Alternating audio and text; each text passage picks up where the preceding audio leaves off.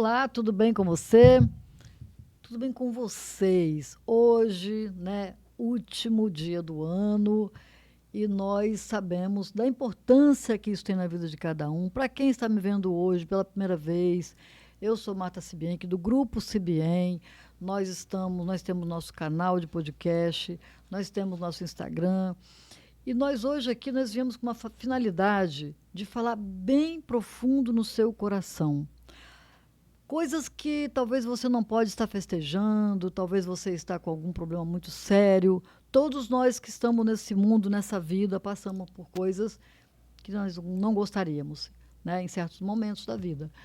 E nós trouxemos aqui hoje uma pessoa, gente muito especial, uma lindeza de pessoa, especialmente quando você fala com ela pessoalmente, assim como eu estou aqui. E vocês vão ter esse privilégio de também estar conectando-se com o nosso querido, o nosso padre Jones dos Santos Teixeira. Tudo bem contigo? Tudo bem com o senhor? Eu falei com ele que eu não sei como é que eu falo, porque na igreja é uma coisa, não sei pessoalmente. É, tudo bem, sim. Então, para começar, como eu sou da paróquia São Francisco de Assis, vou te saudar com a saudação franciscana, né? Ai, que ótimo. Paz e bem. Faz e bem. E assim, gente, ele é bem tímido, né? Ele fala que ele é tímido. Ah, porque eu falar, né, no podcast, eu não tenho muito esse costume. Mas aqui, você sabe, todo mundo fica muito bem, todo mundo fica muito à vontade, especialmente para falar de paz, de amor, de coisas tão belas quanto a vida é bela, né? Padre, vamos perguntar. Você que sempre teve vontade de saber, vamos perguntar como que o padre se tornou padre. Padre, como foi sua trajetória? Você, desde cedo, você já queria ser padre? Conta para nós como é que foi. Boa pergunta, né? Como o padre se tornou padre, né? Exato. Olha, eu venho de uma família católica, né? Praticante, cujos meus pais são ali o berço, né? Da nossa formação e da nossa introdução também, da minha introdução na vida religiosa, né? Uhum. Sobretudo a minha mãe, né, que sempre atuou muito na igreja e nas pastorais e levava a gente desde pequeno também para participar das celebrações da missa, das celebrações da palavra de Deus, outros momentos também. Nos ensinou, né, nos instruiu na catequese, né, que é uma catequese, é um momento em que as crianças, né, vão recebendo aquelas instruções da fé, né, e se preparando para receber os sacramentos, né, especialmente o sacramento da Eucaristia, né. E assim foi, eu fui recebendo então essa espiritualidade, essa Essas formação. informações, né? Em casa, como é que era? Vocês tinham o hábito de se reunir, de falar, de Uhum. fazer preces? Como é que era em casa, Eu fui quando você era criança? aprendendo, eu fui aprendendo com a minha mãe a rezar, né? Eu fui aprendendo com a minha mãe a ter fé. Uhum. E a fé é um dom de Deus, obviamente. A gente recebe, é um presente de Deus. Todos recebemos esse dom. Há de se cuidar bem deste dom, fazer com que essa graça cresça dentro de nós. E, sobretudo, é por uma vida reta, né? Uma vida de Sim. santidade, que a gente chama, né? Sede santo como o vosso Pai também é santo. E a vida de oração. Então, eu fui aprendendo aquelas orações que nós somos introduzidos na catequese. E nós tínhamos, assim, alguns momentos, né? Mamãe explicava, ensinava. Nós não éramos muitos beatos, não, assim, de ficar rezando muito, né? Aham. Mas a gente foi aprendendo. Você E acha que foi mais também, o exemplo dela? assim, com certeza, né? E a convivência na vida da igreja ali, né? Na comunidade, meus amigos, todos eram ali da igreja, os grupinhos de jovens, né? A gente conviviam juntos ali, a gente ia pro colégio, né? Encontrava a Aham. turminha da igreja lá. A gente era um bairro pequeno, né? Eu sou de Cariacica. Qual Aqui, bairro lá? lá é Nova Brasília, em Cariacica. Também sou nascida em Cariacica. É mesmo? É, Qual lugar que é? Jardim América. Ah, conheço bem. A chamada Ferriaço, lembra? Sim, Pois sim, é. Você é jovem, mas né, isso aí ficou, né? A Ferriaço é bem sim. famosa. É, Então, aí então assim, porque existe às vezes na família da gente alguém que se sobressai na fé, aí você é criança, você fica olhando, você fala, nossa, que legal aquele meu tio, ou aquele meu pai, ou aquele meu, sei lá, né, um conhecido, um vizinho. Teve isso na sua vida? Não, não. Eu não teve não. Assim, eu sou de uma família, a gente é uma família pequena, né? Eu tenho uma irmã, a Jaqueline, né? Minha mãe e meu pai, nós somos uma família, era uma família muito simples, né? Graças a Deus, bem simples. Meu pai se aposentou como motorista de ônibus. Minha mãe era do lar, né? Cuidava da minha irmã e eu, no caso. A gente é uma família pequena, simples. Tem, assim, a participação da minha tia, a irmã da minha mãe, que considero como uma mãe também. E depois a vida na comunidade ali. No decorrer de um tempo eu fui percebendo que A vida. eu fui percebendo que tinha talvez assim uma inclinação que Deus poderia estava me pedindo algo mais.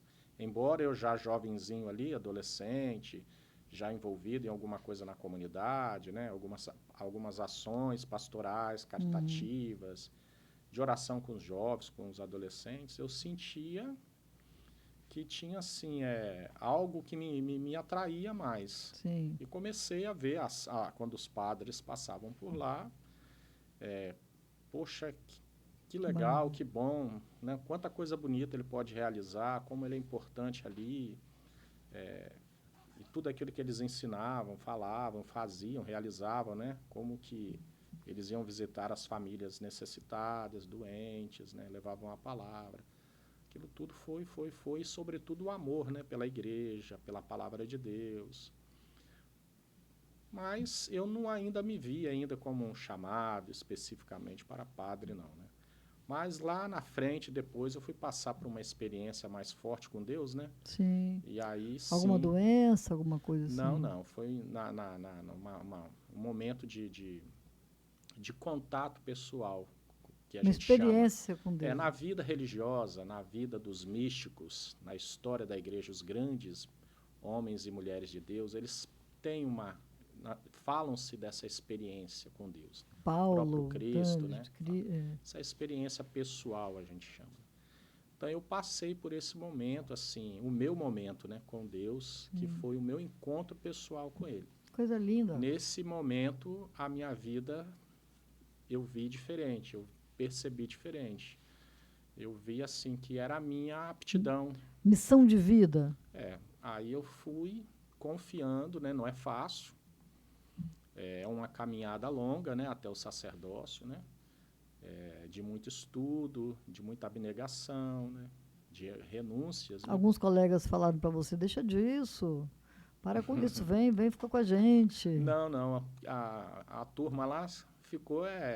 Eu mantive um pouco em segredo, né? Assim, Aham, antes de aham. tomar a decisão de fazer assim os encontros que a gente chama de encontros vocacionais. Você se prepara durante um ano fazendo encontros no seminário para conhecer, para perceber o estilo de vida seminarística, como que é essa preparação, para ver se é isso É mesmo. o que você quer, né? E eles também vão avaliando a gente, vai conhecendo o nosso perfil, o nosso jeito, até para nos orientar se você está no lugar certo mesmo, para você não ficar, né? Sim. Eles acompanham mesmo assim, né?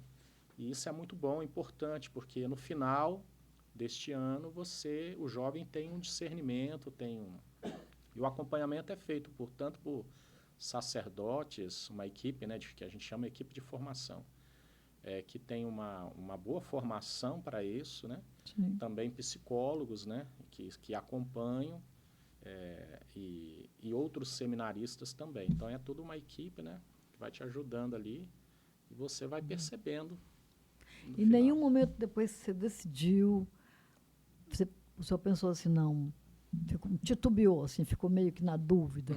Teve isso, algum Não, não momento? teve não. Graças a Deus eu não passei por essa crise, né? Não. Não. Então você já veio assim, eu digo que já veio pronto, né? Porque quando se tem batalha, se vem, aparece uma coisa.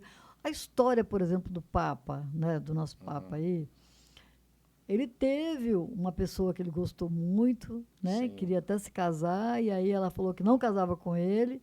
Daí então ele falou assim, então tá bom, então eu vou seguir Eu meu não conheço muito caminho. bem não, essa É, história dele aí. então eu vou seguir meu caminho e deixou e acabou, né? Mas ele queria se casar com uma Eu pessoa, acho que né? cada ser humano, né?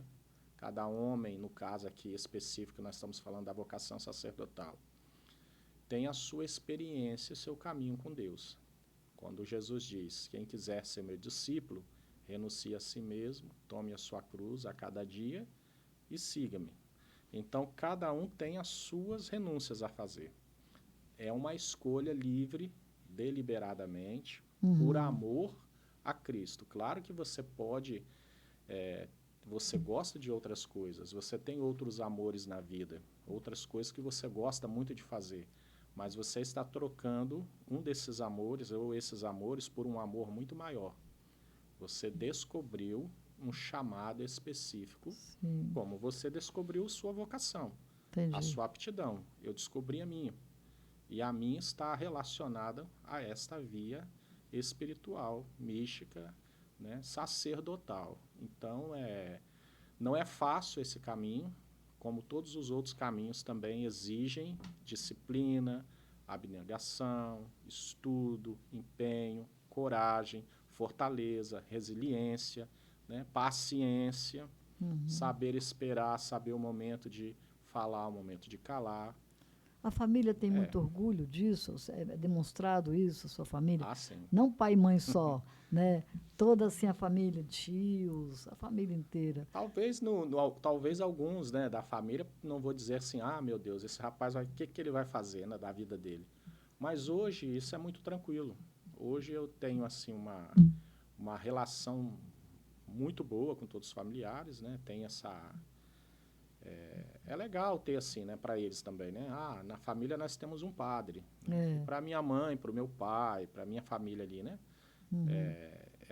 é bem Eles, orgulho, né? Sentido sim, de orgulho. eu tenho muito apoio deles, né? Eles me dão muita ajuda, né? Porque precisa até hoje da ajuda deles, né? Precisa, precisa.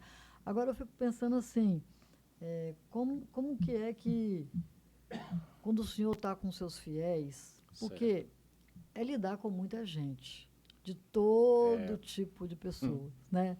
E são 500 mil problemas diferentes. Eu penso que 501. eu penso que quando você vai para o seu quarto, deitar, dormir, orar, em algum momento você deve pensar assim, isso é o que eu estou avaliando, né? Certo. Em algum momento você deve pensar assim, que bom que eu escolhi o que eu escolhi. Porque são tantos problemas, não é, padre? Não que vocês não tenham, que os padres Sim. não tenham, né? Mas aqueles corriqueiros que vocês cuidam, você está isento disso, né? É. Problema com filho, problema com esposa, problema com marido, problema com o vizinho que está no seu... Sabe assim? Esse você está isento. Então, eu acho que você deve pensar assim, felizmente, Senhor, além do amor que eu tenho a Ti... Você quer dizer assim, oh, obrigado, Jesus, porque você me livrou disso? Ai, ai. Exatamente isso. Algum momento passou isso, já, ou deve passar sempre, não?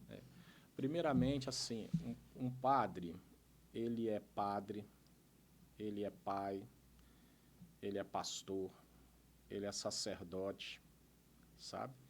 E ele também é uma ovelha, porque ele é sempre discípulo de Jesus. Nunca ele é maior do que o mestre. E tem que ter, assim, um apreço, um carinho, um respeito, um amor mesmo, muito grande por cada uma das ovelhas do rebanho do Senhor. O padre, ele costuma dizer na teologia, age na pessoa de Cristo. Sim. Ele representa, e não só representa, né? Ele não é só um embaixador, ele age mesmo. Quando um padre abençoa, diz, né, São João Maria Vianney, o padroeiro dos sacerdotes, um padre francês, né, do século XVIII. Quando um padre abençoa, Cristo abençoa. Quando um padre escuta um fiel que quer pedir perdão dos pecados e o padre absolve aquele pecado, Cristo perdoa o pecado, porque aquele padre perdoou.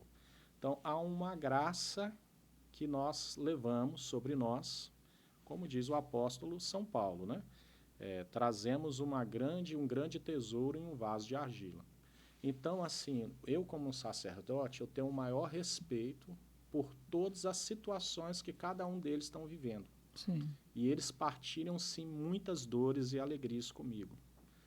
Durante esses anos, muitas coisas eu escutei, Muitas coisas eu não pude, na hora, corresponder à altura diante de uma situação, às vezes, muito grande, mas aí a gente parte para a entrega a Deus, para a oração.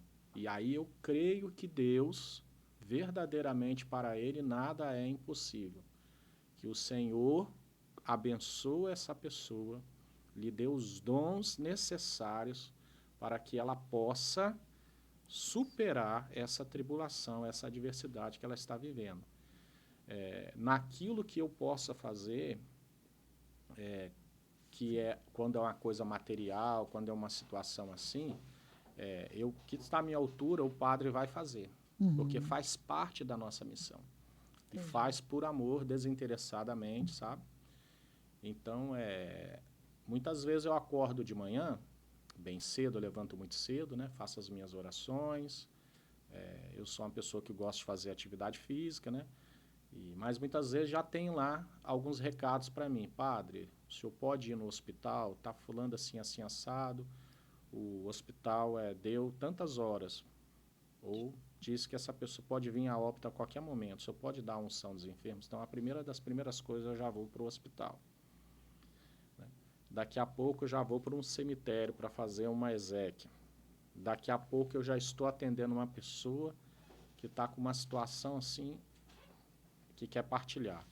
Daqui a pouco, no final do dia, já vem alguém que vem trazer, vem me dar um abraço, que vem agradecer por alguma coisa. Então, eu experimento durante o dia. Todos os tipos de emoções. Exatamente.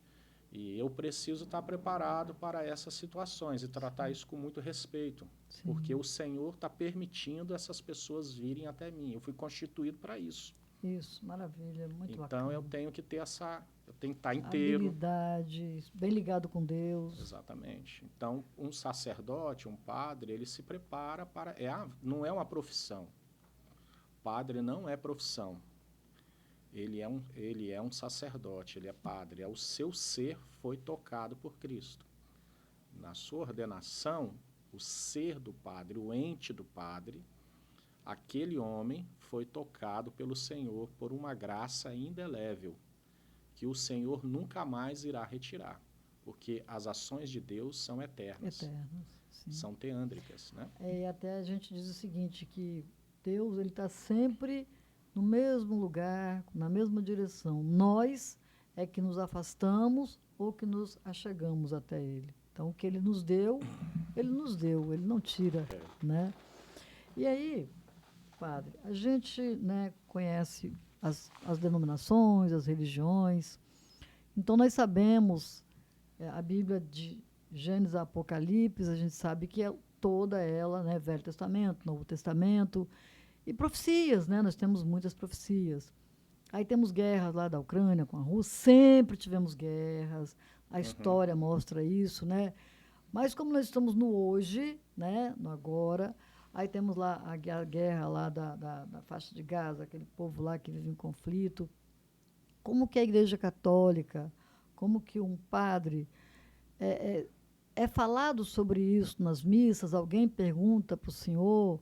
Ou tem uma relação do dia a dia, dos momentos que estamos vivendo com essas guerras? Ou seja, assim como os evangélicos, os protestantes, pronunciam através das guerras de Israel, de Jerusalém, né?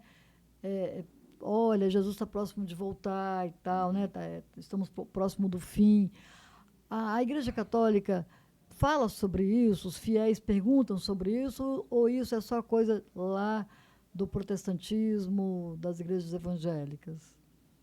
Olha, veja bem, no que tange a respeito dos conflitos que nós temos hoje existentes entre nações, países, né, que estão, infelizmente, que estão acontecendo agora, e por causa desta beleza da comunicação, né, do advento das redes sociais e tudo mais, agora a gente tem a capacidade de acompanhar isso, né, quase que simultaneamente. Sim. Né? Em relação a esses conflitos que trazem tanto transtorno, traumas, né, é uma coisa terrível, né? A igreja tem a sua posição, evidentemente, pela vida, pelo diálogo, para que se encontre, né, por via do diálogo entre aqueles que são os responsáveis, né, encontra, incentiva, propõe, né, dialoga com essas nações, né? Então, nós temos aí, por via da Santa Sé, pela Igreja Católica presente, pelos cristãos presentes nessas regiões de conflitos, né, certamente um envolvimento na busca tanto de amparo, de ajuda, né, solidária, né, a respeito das vítimas, né, como também deve trabalhar nas entrelinhas, né, nos pormenores, Sim. a fim de solucionar, de ajudar e criar possibilidades, né, e quem sabe, né, o fim dos conflitos. No que tange agora a respeito de a gente interpretar essas situações de calamidades que acontecem como um sinal dos tempos para o tempo presente, como em algumas situações a gente vê, né, alguns de denominadas religiões, às vezes até da própria igreja também, né, alguém que fala, a igreja trabalha tem muita responsabilidade para expressar-se em relação a isso. Não é assim uma coisa, né? Então, nós temos um posicionamento, a igreja ela tem uma responsabilidade para com seus fiéis, e um conhecimento também, né, da palavra de Deus, a tradição da igreja. Então, como a senhora mesmo colocou, em todas as gerações, os homens que estavam naquela geração tiveram Conflitos, os grandes seus conflitos, conflitos. quedas. Tiveram, né? A gente sabe um pouco da história, né? E tantas outras coisas que não foram catalogados, né? Que não estão registrados. Mas a gente tem que estar atento. Por exemplo, nesse momento agora, falando para nós católicos, nós estamos vivendo, né, nós estamos no tempo do Natal, né? Nós estamos no tempo do Natal. E o Natal, o tempo do Natal, que é do dia 25 para nós, na liturgia da Igreja Católica, vai até a festa agora da Epifania do Senhor, né, dia 6 de janeiro. Então, esse período que nós vivemos agora há pouco tempo, que é o período de Advento, celebração do Natal, é uma espiritualidade que a Igreja nos convida a preparar-se à celebração da primeira vinda de Cristo, que foi o mistério da sua encarnação, bem como nos preparar também para a sua segunda e definitiva vinda.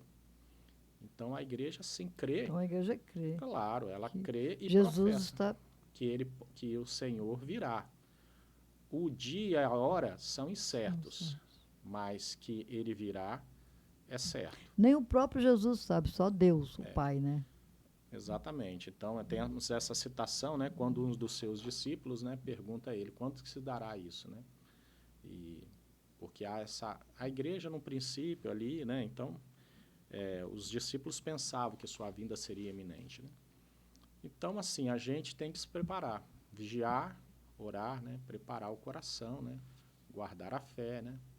O Senhor disse, né, será que quando eu vier, vou encontrar fé sobre a terra? A fé não é meramente um sentimento. Não é um sentimentozinho dizer que eu tenho fé. Não é isso que a fé significa na palavra de Deus. E nem mesmo significa dizer assim, acho que eu creio em Deus. Creio assim numa força. Isso não é fé. Fé é uma adesão.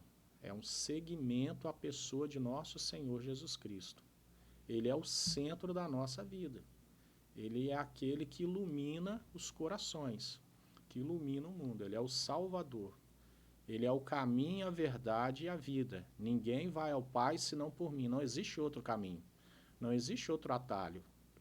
Então, quem tem fé em Cristo Jesus, quem crê, for batizado, será salvo, né? Quem não crê, será condenado, diz a palavra de Deus. Então, fé, eu dizer que eu tenho fé, eu mostro a minha fé, eu demonstro pelas minhas obras, pelo meu testemunho de vida. Não é dizer assim, eu botei um texto no retrovisor do carro, eu tenho fé. Eu tenho uma imagem dentro da minha casa, eu tenho fé, mas eu vivo uma vida de pecado, eu vivo uma vida fora da comunhão com Deus. O meu carro está sendo salvo e eu não estou. Porque eu não uso aquele texto, eu não oro, eu não rezo, eu não sigo os mandamentos, eu não quero abandonar uma vida errada. Não, fé é aquele que busca a perfeição de Deus, busca o coração de Deus constantemente, né? Então, vigiar e orar, né? Então, a Que, gente se prepara para ou a gente, ou Cristo virá, ou eu irei, porque nós não vamos ficar aqui eternamente. Então, o que o Senhor nos convida, em primeiro momento, é preparar esse nosso coração. Agora eu te diria ainda, eu sei que eu falo um pouquinho, não, você fala bem, está muito eu te ótimo. diria assim ainda que tem um santo da nossa igreja, que São Bernardo de Claravals, também Santo Agostinho, grande doutor da igreja, São Bernardo também. Embora nós falamos de uma primeira vinda de Cristo, que foi aqui no Natal, nesse tempo de Natal que estamos vivendo, e falamos que a igreja também espera o seu Senhor, né, esse Maranatá, vem Senhor Jesus, mas estes santos nos lembram de uma terceira vinda de Cristo. Uma terceira vinda de Cristo. É a vinda diária que Jesus faz, a visita diária que ele faz ao seu coração, ao coração de cada um de nós que estamos agora acompanhando, ao meu coração, todas as vezes que eu paro para rezar, para orar, para suplicar, para pedir, para louvar, para agradecer. Não foi isso que disse o Senhor? Onde 2 ou 3 estão reunidos em meu nome, eu não estarei ali no meio deles? O que pedirdes, eu vos concederei. Então há uma vinda diária do Senhor no nosso coração. Mas A gente tem que deixar entrar, né?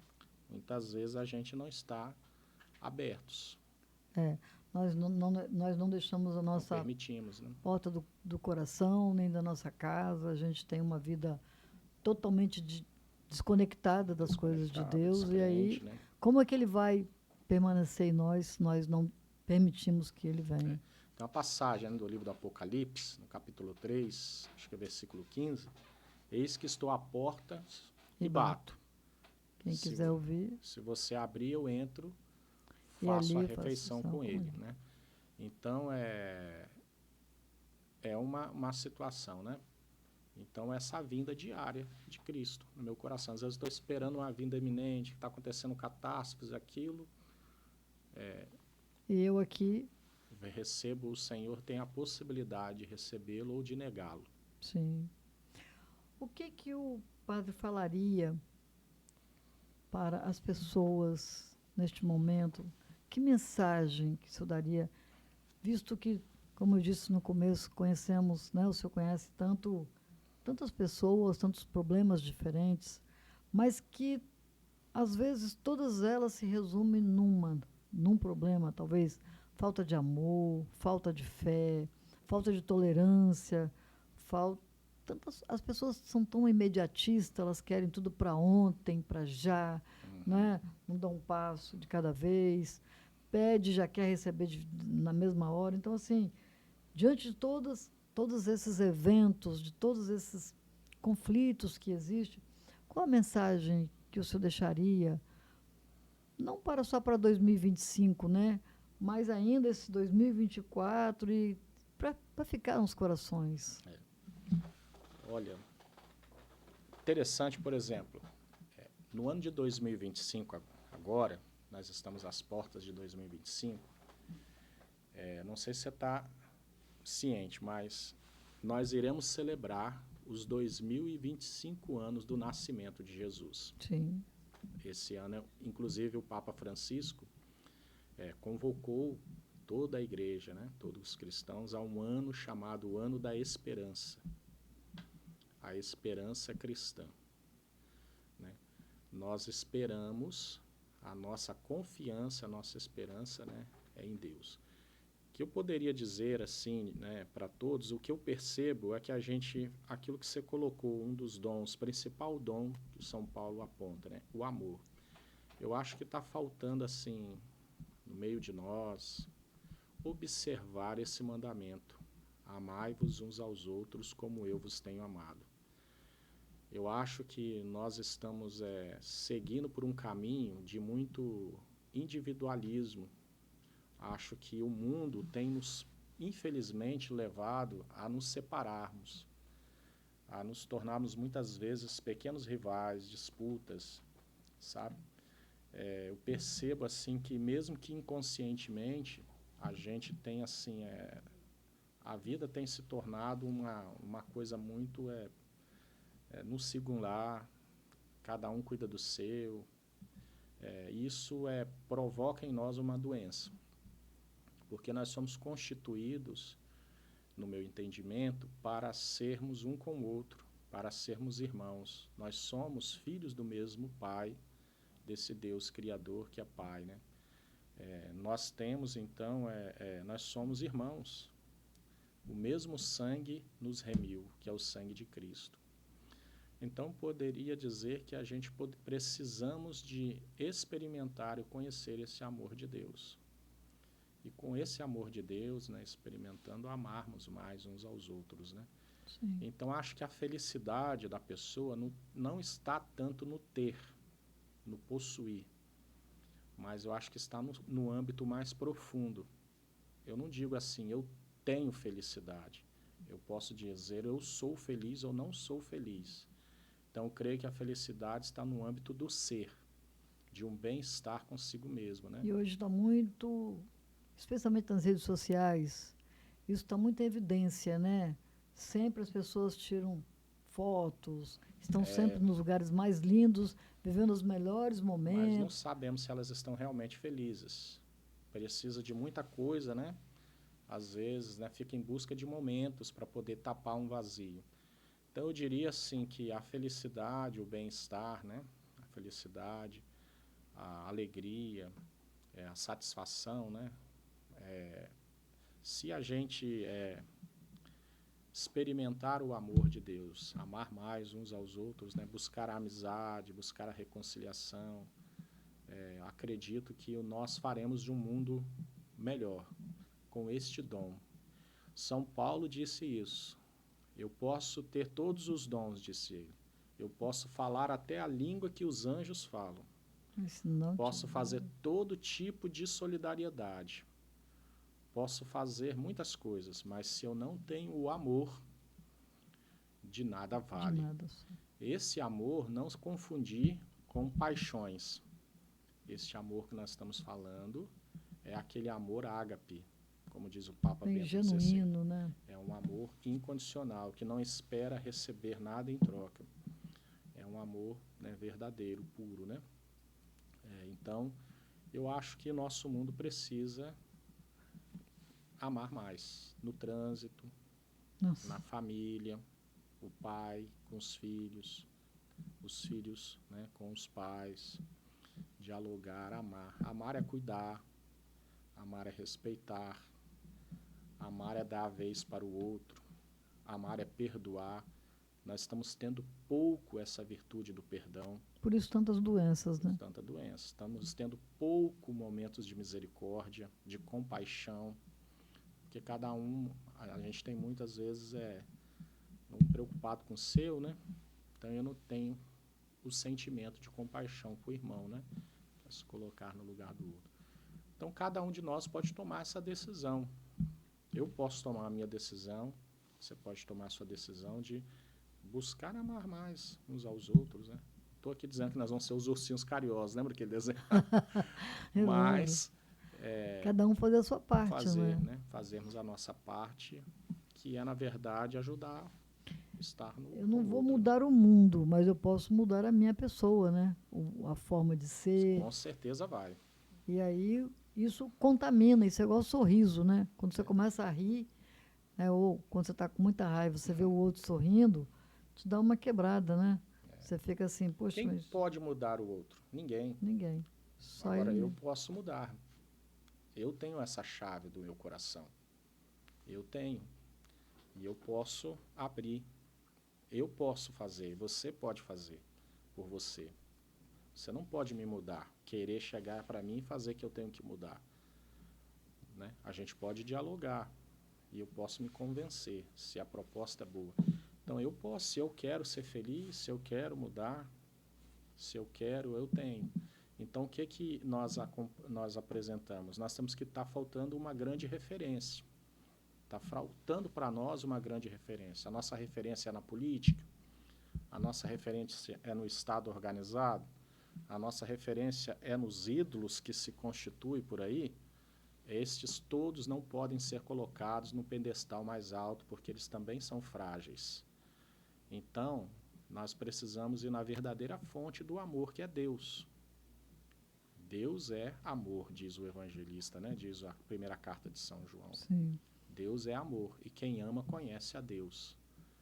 Então vamos conhecer o verdadeiro rosto de Deus, que se encarnou numa gruta em Belém, né? Que se despojou de si mesmo, diz o apóstolo São Paulo, abdicando da sua divindade para assumir em tudo a nossa condição humana, exceto o pecado. Aquele que morreu na cruz e ressuscitou, e que vivo está, né? E que vivo está. A gente percebe, para você que está aí nos ouvindo, nos vendo, sinceramente, a gente se contagia, né, com as palavras do padre aqui, passa vários e vários e vários filmes, né, de coisas na vida da gente, da vontade de abdicar de um monte de coisas, realmente para ter esse amor, né? Porque eu sempre costumo dizer assim, padre, quando você diz assim, olha, eu estou muito doente, eu estou com muita gripe, é uma coisa tão banal, foi tão banalizado, que o mal-estar está ali. Mas ninguém dá muita bola, porque quando você diz que você está com gripe. Mas nem por isso deixa de ser uma gripe e te derrubar e deixar você na cama. O que eu quero dizer com isso? Muitas vezes a gente vai na igreja, a gente conhece a Bíblia, a gente conhece Deus, mas a gente ouve tanto falar, desde pequeno às vezes, pai, mãe, tirando a questão, por exemplo, do senhor que resolveu, né, que sentiu no seu coração, teve essa experiência com Deus de se dedicar e ser um sacerdote, mas nós, né, que não estamos nesse chamado, e a gente esquece dessa... A gente fala amor, a gente fala lealdade, a gente fala fidelidade, a gente fala resiliência, mas a gente esquece de parar para pensar o que significam essas palavras de verdade na vida da gente. Eu convido você a parar e pensar de verdade no amor, na resiliência, na paciência, no respeito, na fidelidade, na lealdade. Gente, sem isso, não existe ninguém feliz, não existe harmonia, não existe paz no coração. Eu digo isso porque já vivenciei e atendo muita gente no consultório, né? E eu sei. Às vezes as pessoas vão me contar um fato, aí fala bem assim, mas você nem escutou, você já sabe, é que a gente ouve, né, padre? A gente já tem uma noção, assim, da onde vai acabar, como é que vai, mas a gente tem que ouvir porque é a dor dele ou dela naquele momento, né? Mas, assim, vamos parar para pensar de verdade, né? Por que você está aí no leito? O que está acontecendo? O que você precisa de aprender com isso? O que você precisa de melhorar ou de avaliar? Tudo. A Bíblia diz que não cai nada, não cai uma folha, né, que ele não saiba. Ou tem um motivo. Então, às vezes, eu estava conversando ontem, aquela pessoa, aquela criança que nasceu naquele lar com um problema, às vezes está tudo bem com aquela criança, ela vai ficar bem, mas aquilo ali movimentou o casal, a família. Por algum motivo aquela criança veio com aquele problema. Quantas coisas foram consertadas, foram avaliadas, foram revividas, né, para melhor. Então, assim, tudo tem um motivo, um porquê, um objetivo. Então, orar e vigiar é isso. É você pedir, orar, mas também estar atento às respostas, né? Quantos de nós temos que botar tantas coisas em prática, né? É verdade. Então, assim, você tem alguma coisa para ler aqui para nós, padre? Quer ler alguma coisa para nós? Vamos ler aqui, então, Tá a palavra pronto? de Deus. Deixa eu tirar aqui, então, essa carta aos Coríntios, que nós falamos aí, sobre o amor, né? Uhum. E Não é uma mera leitura, é a leitura, a reflexão sobre isso. Ver se a gente encontra aqui, né, aonde o próprio São Paulo, né, Sim. vai dizer. Carta de o apóstolo Paulo, né, a 1 Coríntios, no capítulo 13. Se eu falasse a língua dos homens e as dos anjos, mas não tivesse amor, eu seria como um bronze que soa ou um símbolo que retine. Se eu tivesse o dom da profecia, se conhecesse todos os mistérios e toda a ciência, se tivesse toda a fé, a ponto de remover montanhas, mas não tivesse amor, eu nada seria. Se eu ganhasse todos os meus bens, se eu gastasse todos os meus bens no sustento dos pobres, e até me entregasse como escravo para me gloriar, mas não tivesse amor, de nada me aproveitaria. O amor é paciente, é benfazejo, não é invejoso, não é presunçoso, nem se incha de orgulho. Não faz nada de vergonhoso, não é interesseiro, não se encolariza, não leva em conta o mal sofrido, não se alegra com a injustiça, mas fica alegre com a verdade. Ele desculpa tudo, crê tudo, espera tudo, suporta tudo. O amor jamais acabará. Apóstolo São Paulo. Gente, é isso. Precisa de dizer mais alguma coisa? Quantas vezes nós já ouvimos isso nos sermões da igreja? Quantas vezes nossos pais ou outras pessoas nos falaram sobre isso, né? Então, assim, e a gente ainda tem coragem de virar as costas, né, e esquecer de tudo isso. Então, assim, isso serve diretamente para mim. Para Tenho mim também. certeza que serve para você também, né? De refletir, pensar, será que eu teria na minha casa condições de receber Jesus hoje? Como é que está a minha vida, o meu coração? Como é que estão os meus pensamentos?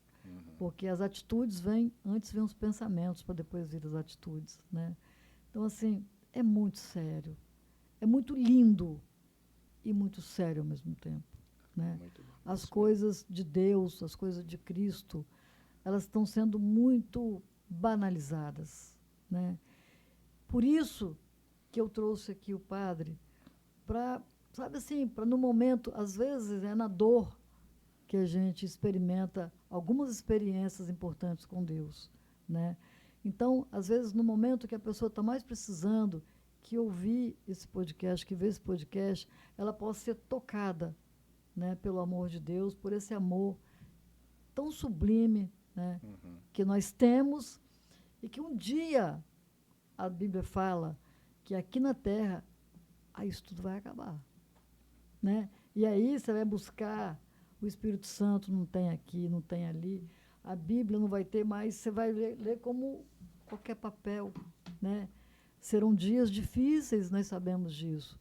Não é colocando medo, porque a igreja, Cristo, não é colocar medo nem pânico, mas é né, esperança, né? esperança, é fé, é amor. É mais lindo do que aterrorizante, é muito mais lindo. Basta fazer o certo, basta colocar Cristo no coração, né? Padre, fica à vontade, quer olhar para essa aqui e falar para um segundinho aí para as palavras, as considerações finais.